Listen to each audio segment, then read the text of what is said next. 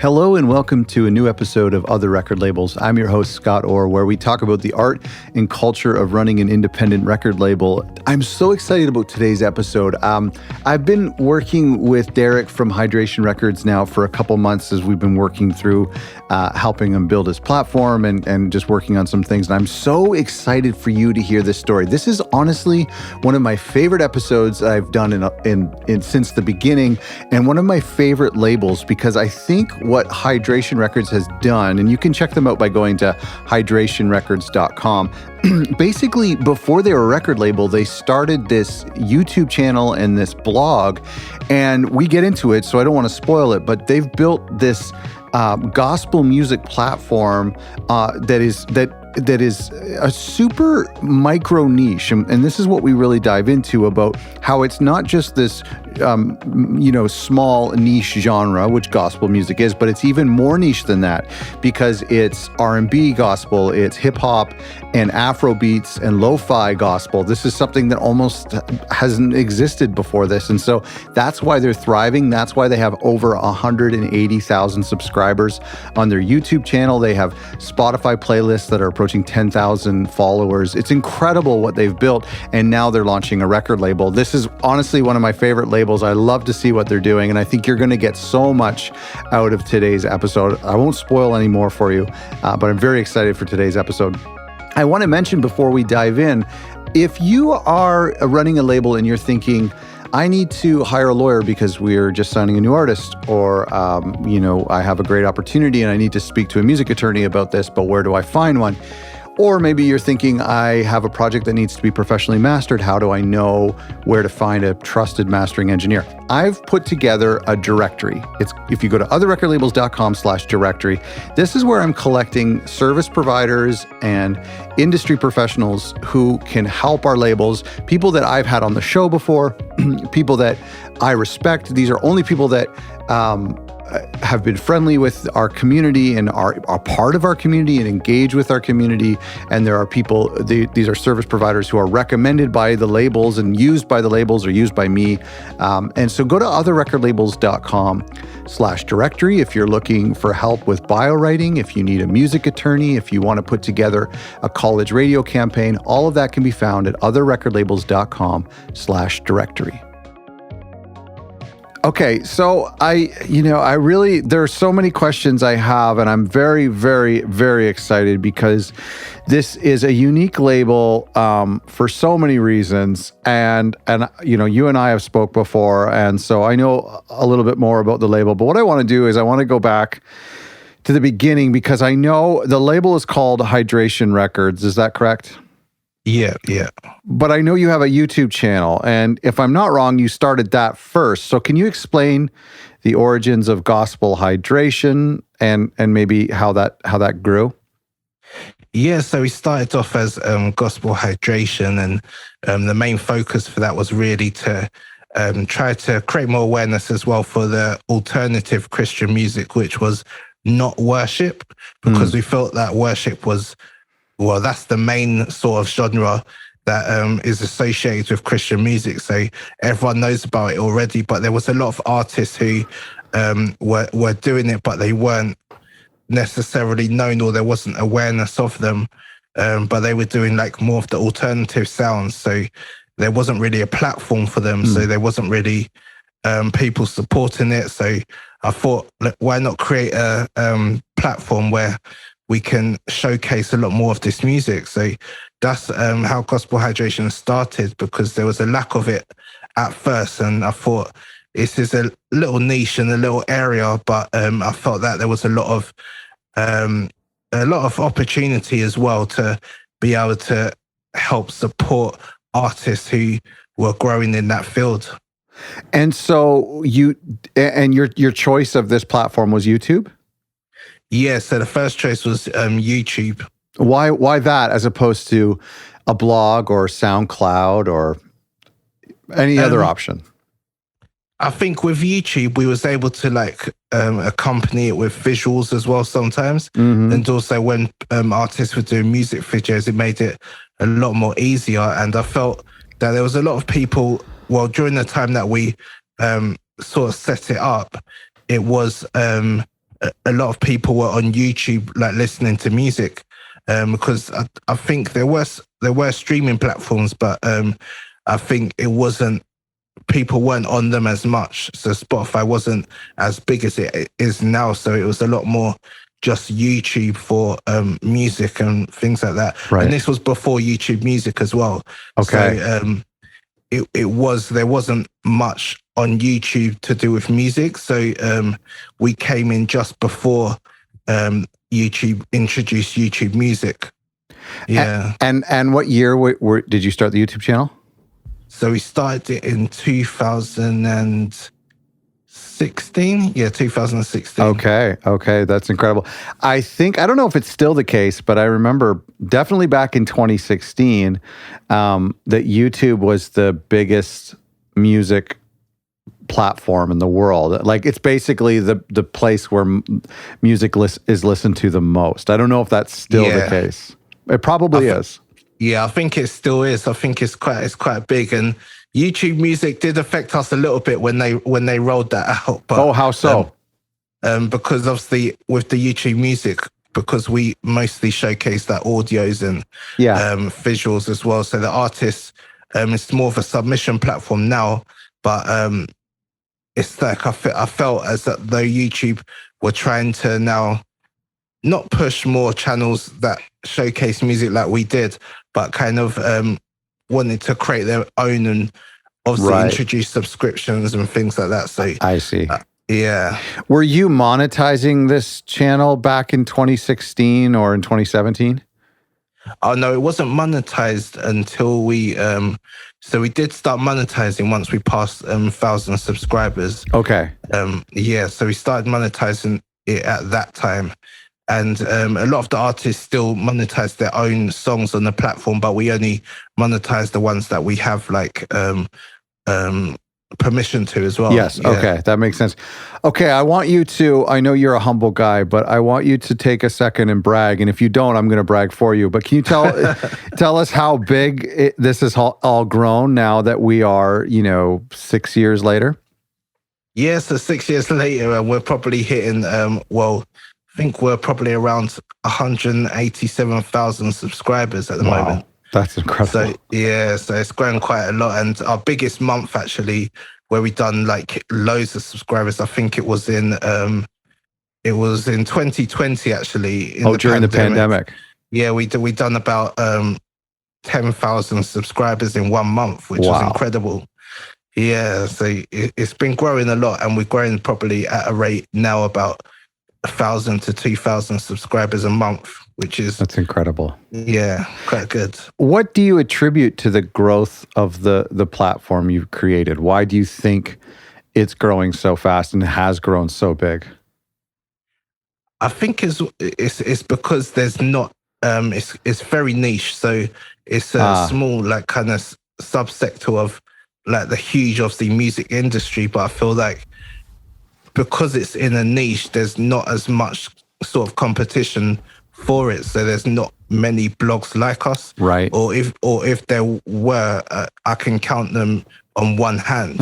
so it's like there's a lot of room and space for a lot of platforms in that area, but there's very few who actually are doing it. So that's probably like kind of accounted to a lot of our growth, because every time we get so many messages every single day or every single week saying they've never heard this sort of music before. Yeah, and I've told you that before. I've told you that before. You said that as well. Yeah. So it's really nice to get their messages, and it's kind of interesting as well because it's a interesting genre, but it's a genre that there is a lot more like kind of it's flexible. So it's like sort of new, but still, I don't know, still interesting to a lot of people. Yeah. I think that you hit the nail on the head. And do you think when it comes to your niche and what we call micro niche, because it's not just a niche, it's a niche of a niche. And I love to hear you also pronounce it niche, like any non-American the Americans seem to put a T in it for some reason. But anyway, so I what I'm curious though, do you think that if you had been more broad of a YouTube channel, do you think that would have hurt your success? Like, I guess I'm asking you the opposite of what you've already answered, but if you had included other types of gospel music? Yeah, I think it would have been seen as a lot more generic, and I feel like it would have probably had a lot more competition as well for it. Right. Because there are loads of like worship collectives and all of these big like worship groups, and I feel like they're good in what they do, but I feel that a lot of them lack the sort of the real actual connection with a lot of the culture as well. So I feel like my whole sort of vision for it was really to showcase music which actually could connect with the everyday culture as well, because I wanted to showcase music that I listen to on my radio, like when I'm in the car driving, but I don't always listen to worship. So yeah, it's kind of, that's what I was really going for. So I felt like that could connect with people a lot more than just worship, really. Yeah. Well, yeah. I think that's what's so interesting about your platform. I mean, I think you're a good curator and a great business person, and I think there's other reasons, and you have great design and great aesthetic, but this genre is also a big piece of this interesting pie for me, and we've talked about this before, and one of the things that just completely lit me up when I was on this channel is because my preconceived ideas of what Christian music was completely shattered when I came to your site and I listened to music, and I'm a fan. I'm a fan of the music. It's so good. And it's interesting because it's not what I would have thought of when I hear gospel or even Christian. To me, that's like traditional Southern gospel maybe, or it's the white Nashville contemporary or worship, like you said. How do you describe this genre, and how did you kind of stumble upon it or get excited about it? So I think when I was younger, I was probably about 19, 20, and I went to an event. There was a big event in my area in London, and I went to the event, and then I heard, because I grew up in church, but I only knew worship really, and I only knew that sort of contemporary sort of sound. So when I actually went to this event in London, it was to do with a church, but then there was like rappers up there, and there was just. And I was so shocked because I was just like, I didn't know that there was this sort of stuff there. Yeah. And to me at first, I was thinking, what is this? Like, this is a bit weird to me because I'm not used to that. Yeah. Sound. So it was really interesting because that was my first encounter with it. But I felt that so there's a big gap between then and when I started actually Gospel Hydration. But it was I think it was that time of seeing that and really hearing like the different, that it can be done in church as well. And I felt like, why wasn't it done more? Because I felt that it's like the church was so out of touch with just everything that it just felt that, why aren't we doing things like this more? Because this is what really connects us and like keeps us there as well. So it was really different, but really nice to hear something different as well. Do you think that your channel provokes or inspires people to create within this new genre? And I want you to kind of define the genre before we move on. But I'm curious, like, is there just artists that you've had to discover out there who are already doing it? Or do you think that your label and your platform is kind of like promoting this genre and actually creating new artists within that genre? Yeah, I think we definitely are, because I think because since we've been here, there's been a lot of artists who have grown hugely just off of the channel as well, because there's a few artists that are doing, like, now they're doing over 1 million monthly listeners on Spotify and things, just from being people being like them being made aware of on the channel. So it is something which is really putting people on, but also showcasing a lot of different talent, because there's like Afro beats, there's grime, there's hip hop, there's lo-fi, there's so many different genres, but it is kind of, people are getting a lot more creative with it. So they're really kind of just mixing up the genres and trying to just create even genres within genres. So there's no name for a lot of it. So it's quite interesting. What really. are some of the genres that, if you had to describe? So I'd say like a big one, which is growing quite a lot, is the easy listening sort of lo-fi sound, which is coming up. And we know lo-fi obviously has a lot of mix of genres as well, but it's with the sound, it's like it's worship but transformed into music which is more upbeat. So it's not your contemporary style. So they've taken sort of elements of the worship and made it into something which is a little different. And so I'd probably, it's weird, but I wouldn't know what necessarily to call it in the actual. Okay. Yeah. Yeah.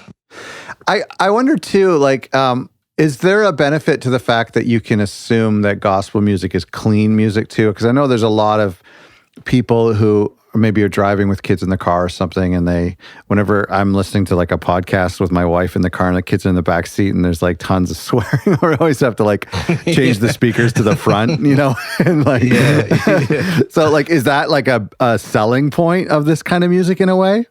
Yeah, hugely. I think it definitely is hugely, because I produce a lot of the lo-fi as well that I do myself, and I'm able to just listen to it when I'm in the car with my kids, and a lot of people love it, and they put it into their playlist for like just youth clubs, just loads of different kind of avenues where there is a lot of connection with kids and young people, because they don't really want the very, I don't know, aggressive like kind of swearing or in their music. So we do get reached out to a lot for sort of playlists or things which are clean as well. Didn't Kanye West like ban swearing in the last like couple of albums, I think? Have you heard that? I think he done. Yeah, I think he did. Yeah, he done a couple of which is so bizarre in hip hop.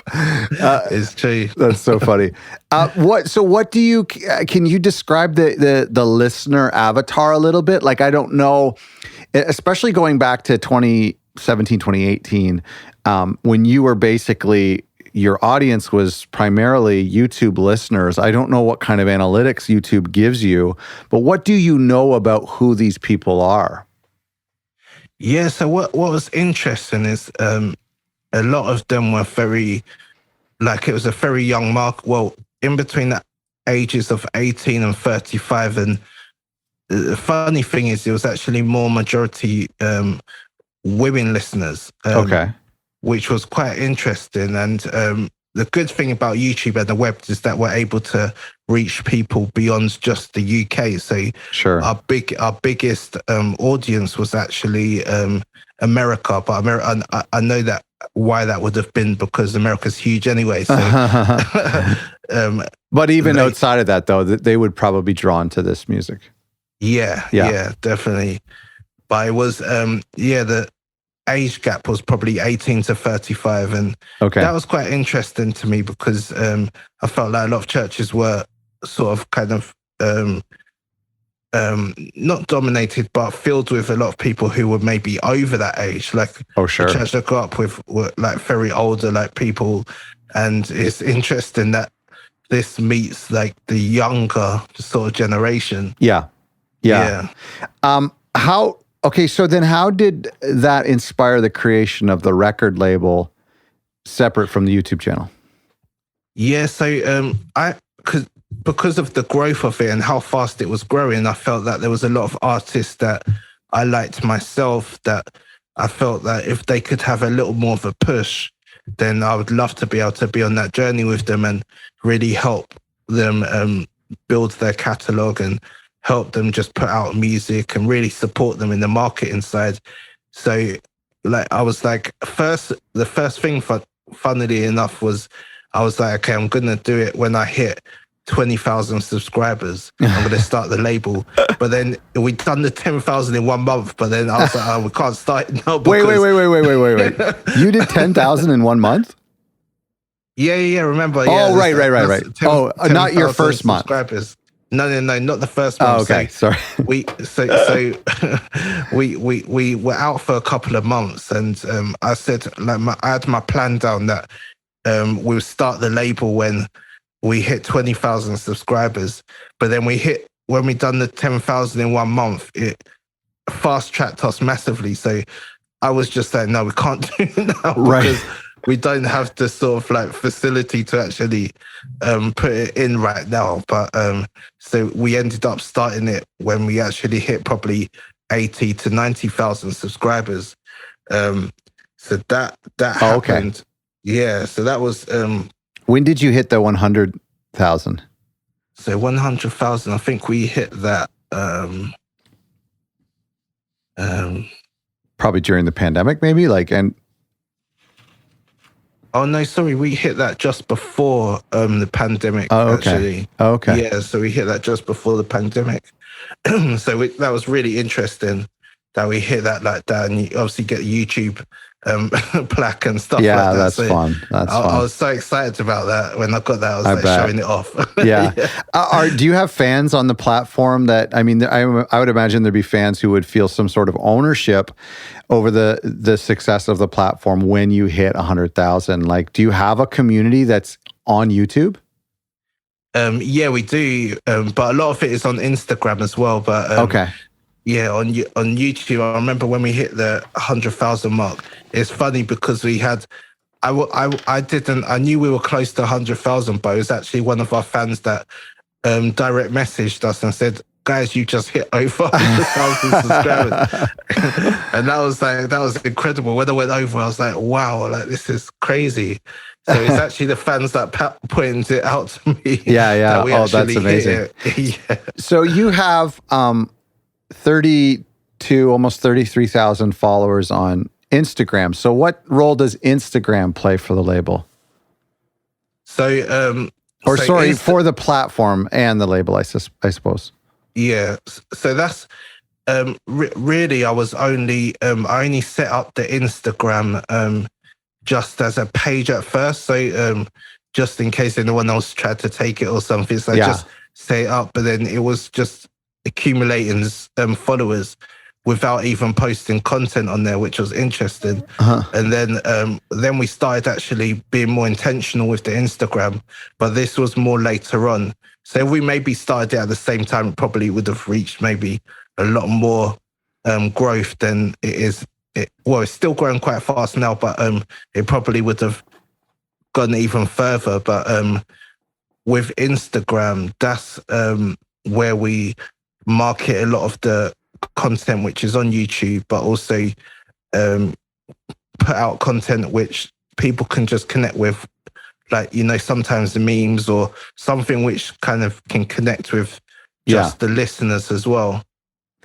So you wanted to start the label at 20,000. You ended up starting at around 80,000 or so. And so this, from what I know about you and the label, you are this platform, and you're the biggest platform in this micro niche. And so artists who are writing and recording for this music need to get their music onto your channel to reach those listeners. And so people are submitting to you, that's correct, for you to feature their music. And so then what is your thoughts with the label? Why did you want to do that as opposed to just continuing to act as a blog or a radio station? I think as well because I produced a lot myself, and I felt like with the label, because what was happening a lot of the time was, it's funny because as a label you see, or as a platform you see this happening where there were a few artists that came on the platform and they got huge, and then they stopped submitting music to the platform because they already had they grown their network and thing beyond the platform, so they stopped obviously sending in music because they felt that their discovery was already there. Sure. So that happened a couple of times, and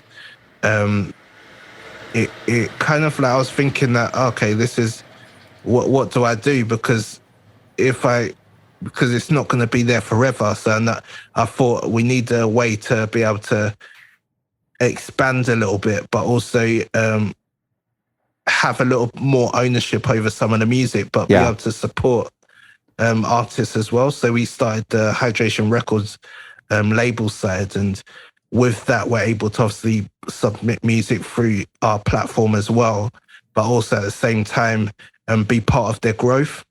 So that's what kind of triggered a lot of the label, I would say. I think this is, one of the most incredible things, and I've talked to you about this before, and this amazing quote that I've built a business off of, which is the idea of, without an audience, nothing is possible. With an audience, anything is possible. And this fact that you started with a built-in audience, any record label in your genre would be salivating at what you've already created. And I know our listeners are thinking, gosh, can I create a built-in listenership like that around a genre too? Because that's such a beautiful thing, is now that you have a record label, you're still promoting artists who are not on your label, right? Yeah. I think that's really incredible. And now, why, I don't know if I've ever asked you this, but why a separate entity? Gospel, you have Hydration Records, and then the platform, the blog and the YouTube channel and the Instagram is Gospel Hydration. So why a completely separate entity as opposed to just like making it a menu option on Gospel Hydration or calling it Gospel Hydration?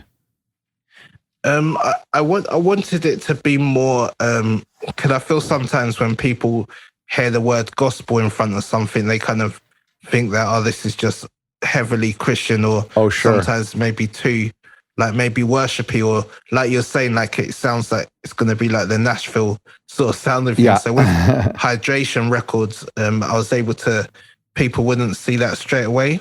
Okay. But they'll be able to judge the music a lot more by just what it sounds like instead of the title in front of it. So I wanted it to be different, but also because of the platform, I wanted it to be separate, where it's like people knew that, okay, this is the record label and this is the platform.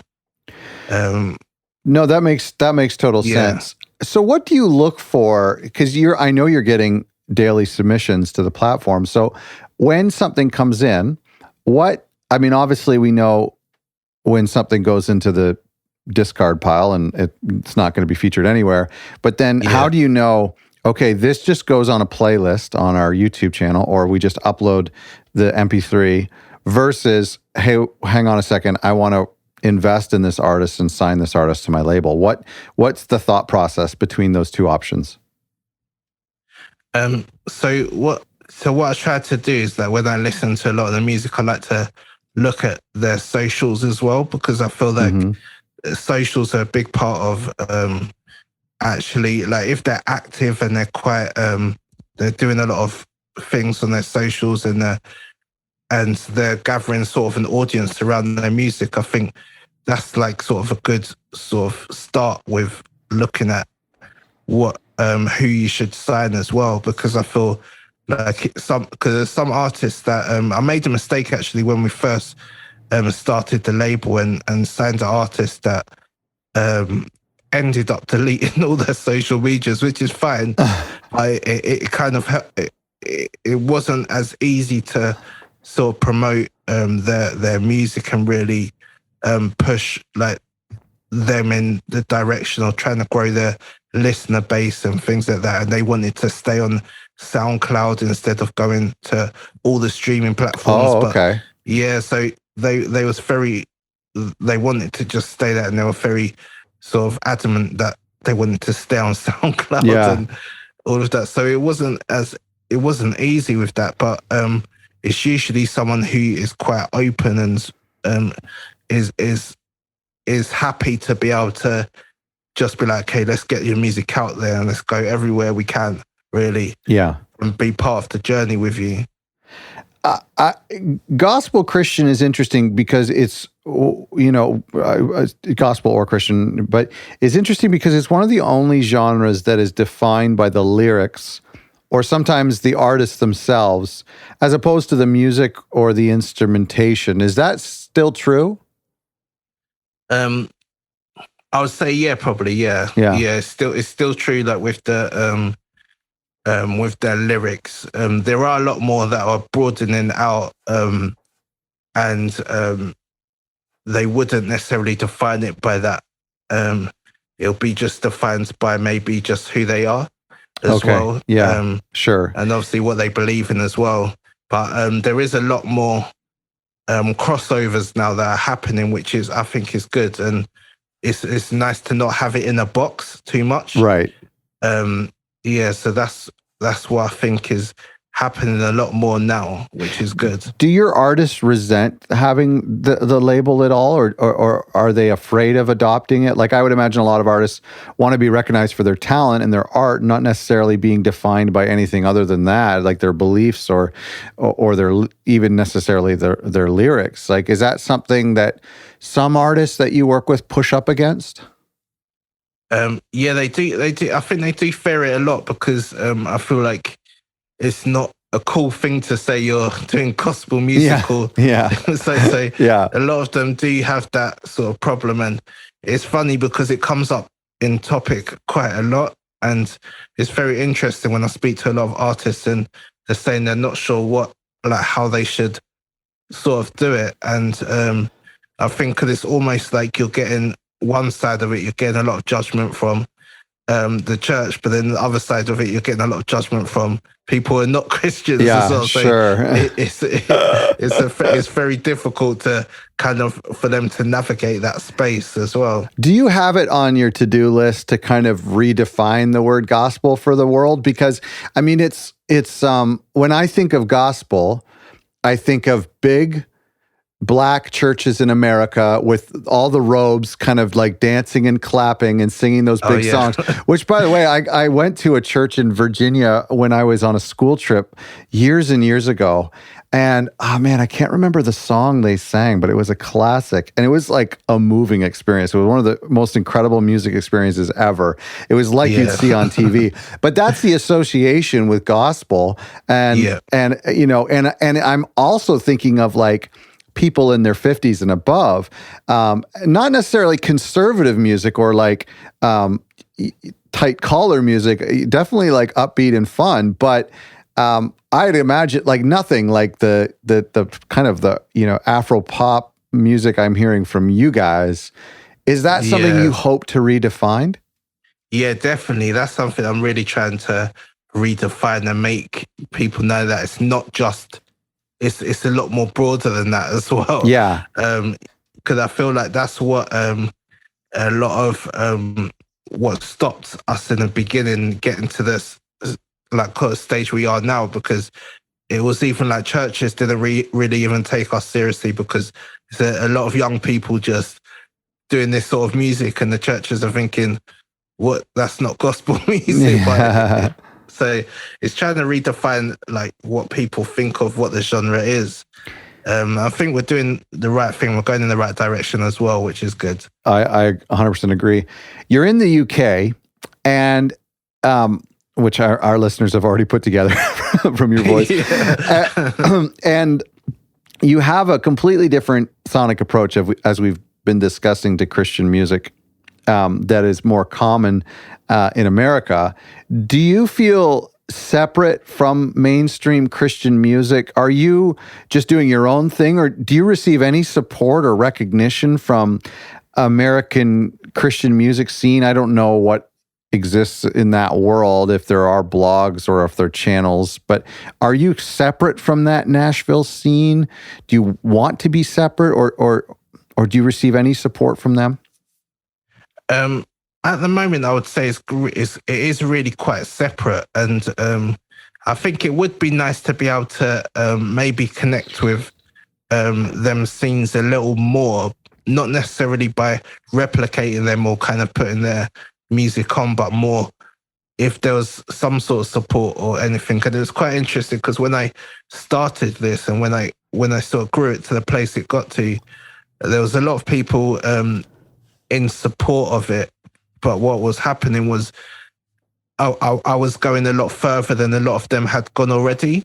Mm-hmm. So they didn't know how to really help with what I was doing now. That's true.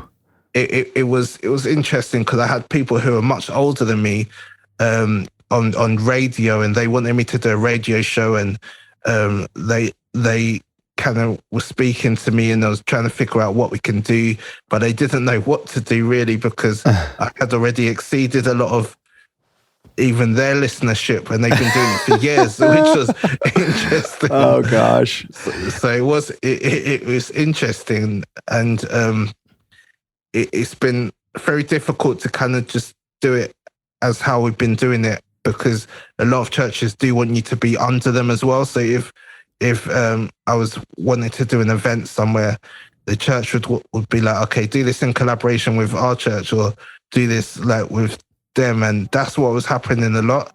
But I chose not to do that and really just keep it set apart because I felt like sometimes when you put it under something or it has another entity controlling it, it stops a lot of the creativity and the music as well. And do any of your artists been played on or getting any attention from Christian radio in America? Because I know that Christian radio in America is really big, very competitive, and can make or break artists. And it's still today very much how radio used to be for all of the genres. Have any of your artists had any success with traditional Christian radio in America? Oh yeah, we have had a few radios reach out, and we've had a few plays as well, which is good. Cool. On the radios in America, which is good, and also the UK as well. Okay. So that's really cool. And the funny thing is, we actually have radio stations like in France and different countries all hitting us up to get the music onto their radio as well, which is really good. Oh, cool. That's very cool. I'm curious about your fans. How did they normally consume music? I've got to think it's different in other genres.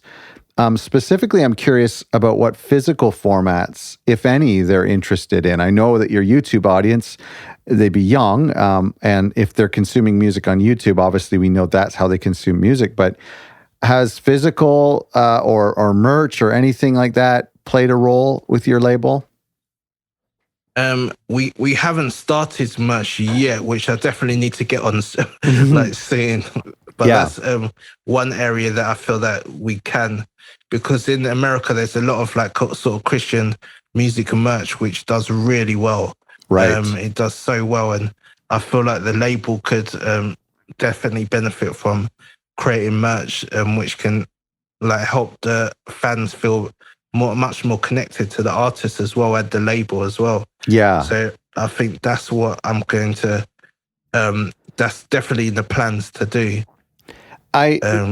Well, that's great. Going back to the industry for a second, what about Spotify? I know that they have a playlist for everything, and they have a lot of sub-genre playlists if you know how to look for them.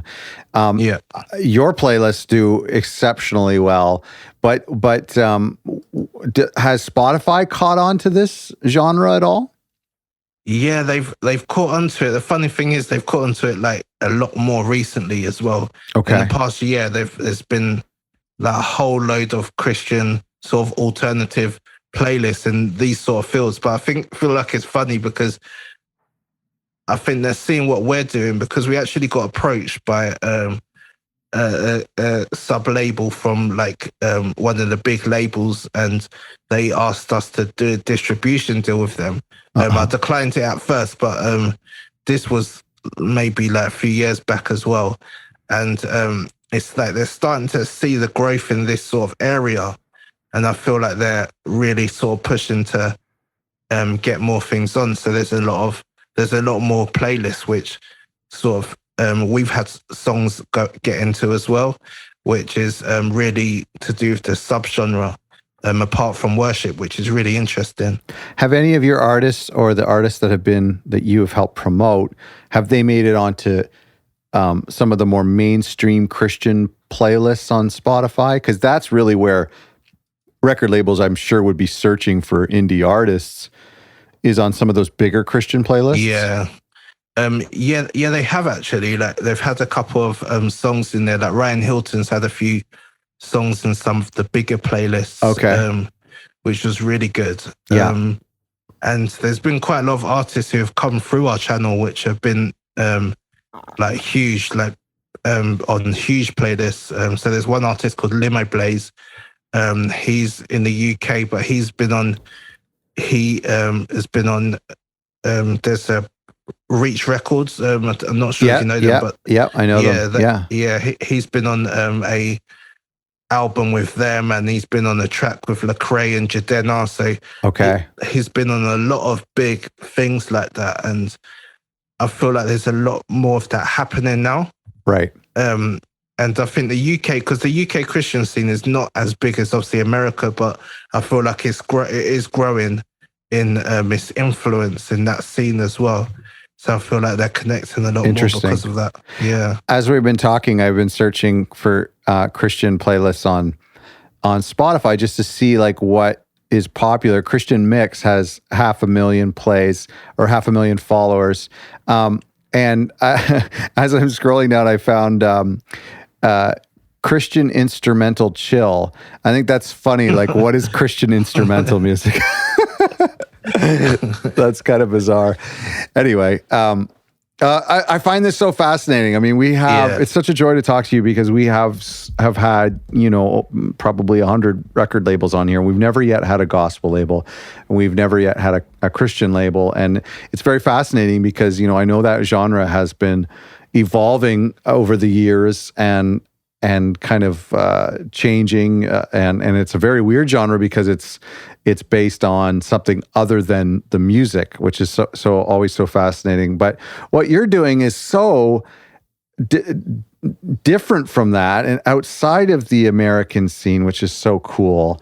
I'm absolutely blown away. Can you tell me a little bit about Refresh Nights? Because this is an in-person thing, and a lot of our labels, myself included, fail to get out there and meet people and do real life events.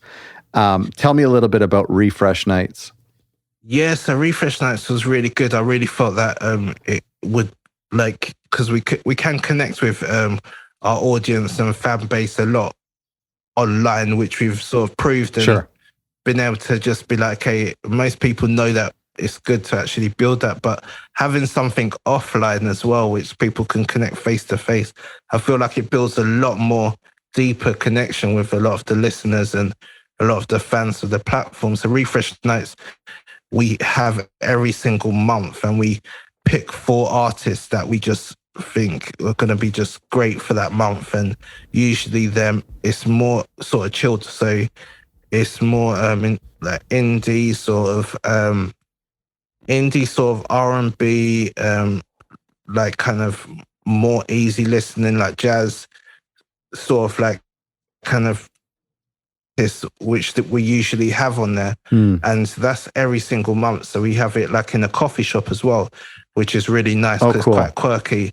And it's just it's not inside the church. So we're really trying to hit against the sort of traditional, like what people think straight away. So we have it in the coffee shop. We have it like in the middle of Shoreditch in London, which is there's a place called Brick Lane, which is really quirky, and it's a really nice area. It's like the hot spot in London. Oh, wow. Which is really good. So we have that every month, and it does so well because we sell out within the first week of selling tickets usually. That's so crazy. And, it shows that there is an audience for it, and it's that live music is live music. People like to just come and listen and have a coffee with it or have a drink or something, and it's really cool to do that.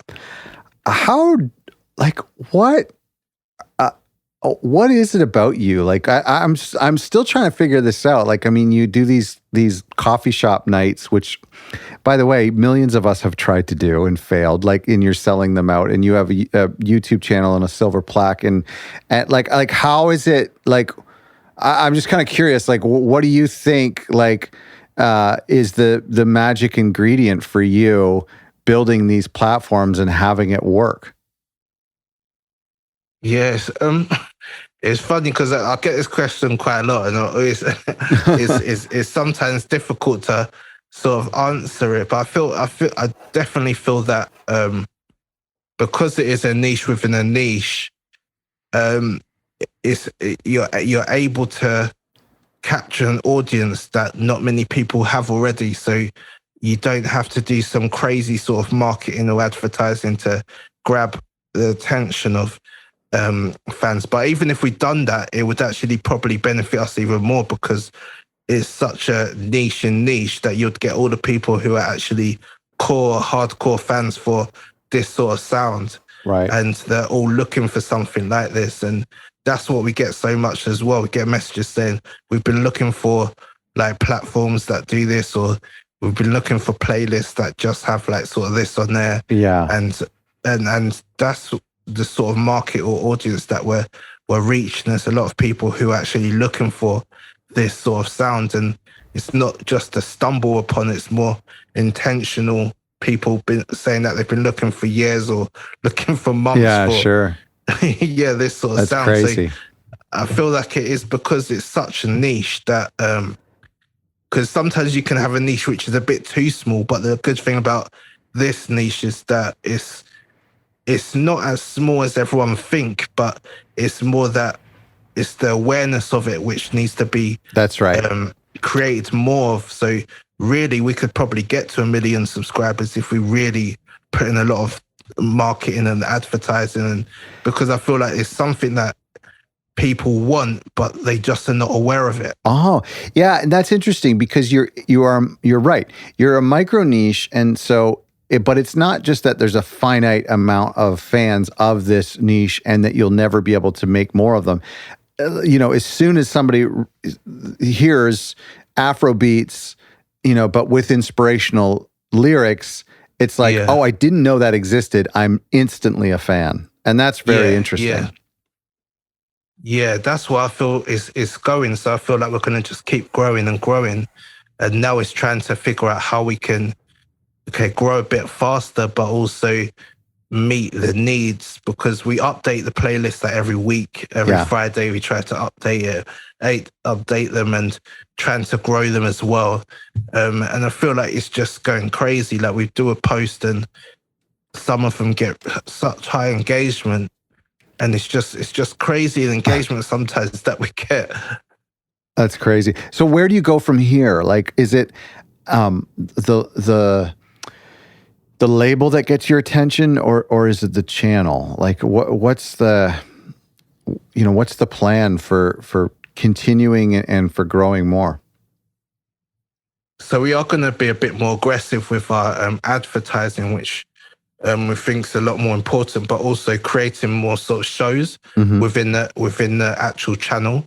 And I think we spoke about that a bit before as well. So I've had a lot of sort of fresh ideas of how we can like sort of game shows and things which we can integrate into the channel. Sure. Which can take a lot of these artists and get them, like, it could be like even I don't know, quad biking or go-karting, and they go against each other and making it a bit more fun, because I feel like if you do that, you connect people a lot more to the actual artist, because a lot of people are listening to the music, but now we need to bridge the gap between the artists and the fans to help it even grow even more.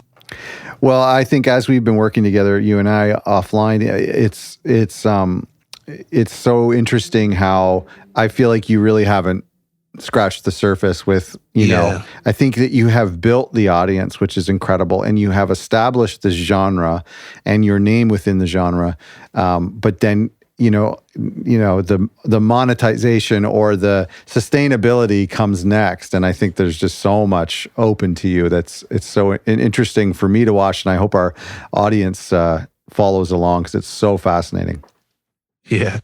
It'd be amazing to see where it goes. Cause I definitely, I agree with you. And it's nice to be able to like work with you alongside that and kind of see where I'm sort of like seeing things a little different, and knowing that, okay, because you said a lot of things that I was just like, Okay, I didn't know about that. And like just following your packages has been so helpful as well to a lot of my sort of marketing and on the label as well. And it's definitely helped so much in trying to actually create a system instead of me doing so much legwork trying to Sure. do Well, a lot of things. and being responsive, right? Like if somebody responds to a video, quickly doing more of that video or something like that. That's not a great way. It's not a sustainable way to work, as opposed to setting out a plan. Well, and I think I'm coming from a different world, and our listeners are coming from a different world than you, and so not a lot of our. Although I've seen more and more YouTube, more and more record labels that started as a channel or vice versa, but and I think it's essential, to be honest. We'll get into that another day. But now I've lost my train of thought. But I think it's interesting for me, my perspective, because when we first talked, you didn't have a Bandcamp, and I don't even know if you were really thinking about doing a Bandcamp. And right there is an incredible way for your fans to purchase actual downloads of these records, because not everybody wants to stream. Some people actually want to own things. And so, for me coming to this perspective, I know nothing about running a label on YouTube. And so I can, I just found that it's so interesting. It's so interesting. Yeah. It's great. Well, listen, thank you so much for doing this. And I know that our audience is going to dive into what you've been doing, and we all have a lot to learn from what you've built. It's so cool. Thank you for taking the time to chat. Yeah, thank you as well for all your support as well. Oh, really appreciate it. It's my pleasure. So it's such a cool thing that you've built, and to see somebody building something their own way and then stumbling into the success is awesome. I have another question for you and a little game, if you don't mind sticking around for our patrons. Is that cool? Yeah, that's cool. Yeah.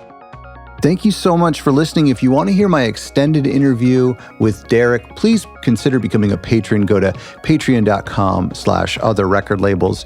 And to dive into the world of gospel hydration, even if the genre isn't for you, it's still really important that you check out their platform and how they've built this incredible platform, not around them, not around the artists, not around their label, but around a genre, around a community, around a niche. I think that is critical, and that is way more than just their unique selling point. That is completely building an audience that is now built in for all their future artists and future releases. Absolutely incredible label. Go to gospelhydration.com to check out their blog. Go to youtube.com/gospelhydration to check out their YouTube channel. And their new record label is hydrationrecords.com. Thanks so much for listening. Remember, I talked about at the beginning of this episode, our directory. Don't forget, if you're in need of biowriting services, you want to put together a college radio campaign, if you need some royalty accounting software, or if you're looking for a mastering engineer or music attorneys, all that can be found in our ever-growing list at otherrecordlabels.com/directory.